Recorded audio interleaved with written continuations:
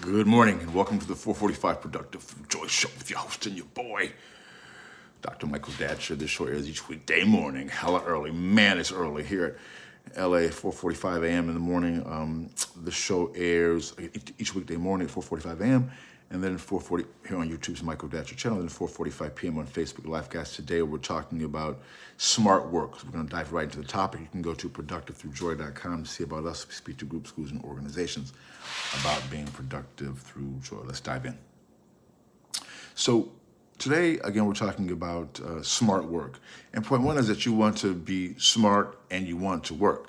Or you want to approach the heart of the work, let me clear my throat, with an attitude of intelligence. Meaning you don't want to just work and be flailing. You want to have an actual plan. And so the undergirding principle of smart work is having an actual plan or agenda, or an agenda that you're actually working towards. That's point one. And part two is that you want to actually work.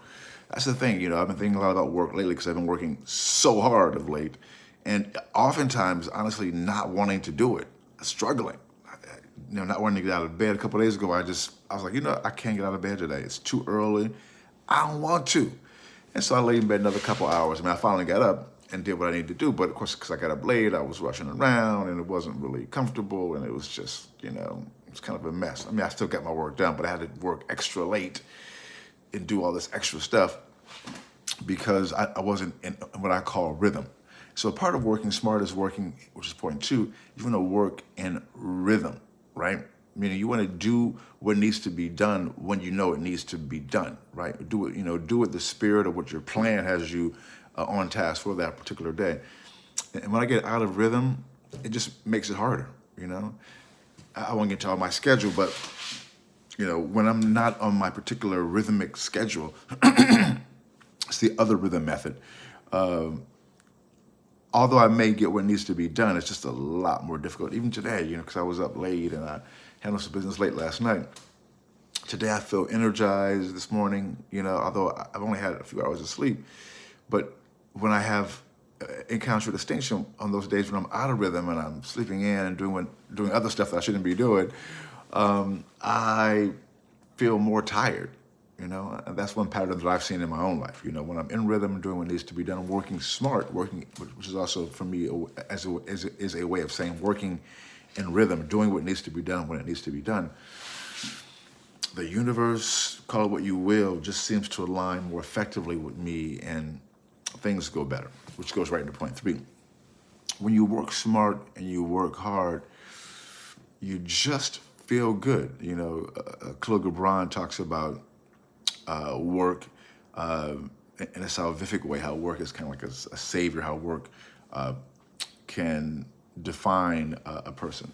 And because of, during our short sojourn here, relative black folks' short sojourn here, in terms of our historic origins of being the first people on the planet and beginning human civilization, but that work here as in forced laborers, as folks forced into, as enslaved humans, we were forced to work, right? Which is a terrible thing. Work for free. Incredible situation there for many black people and for our ancestors.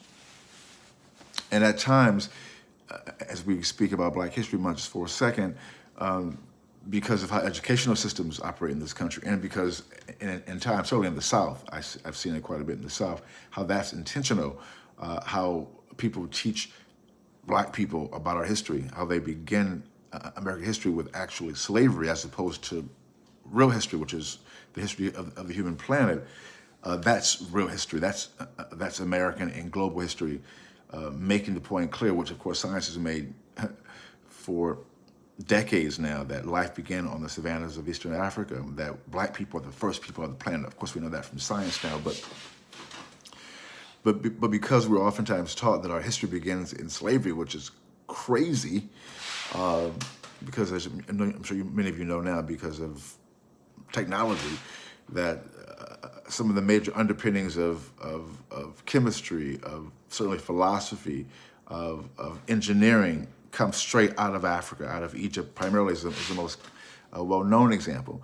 with the pyramids and just the culture of agriculture there, how their pools and tunnels and irrigation, I mean, canals, extraordinary stuff. But that particular history is the real history, right? It is a history of smart work.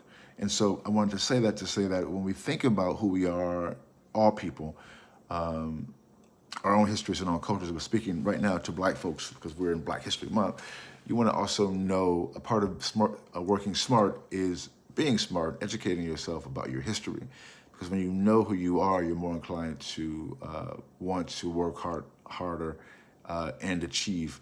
And that's it. Boom, goes the dynamite. That's all for today's show. We'll see you when? Oh, this afternoon at 4:45 p.m. Until then, let's talk about it and be about it. Deuces. I'm out.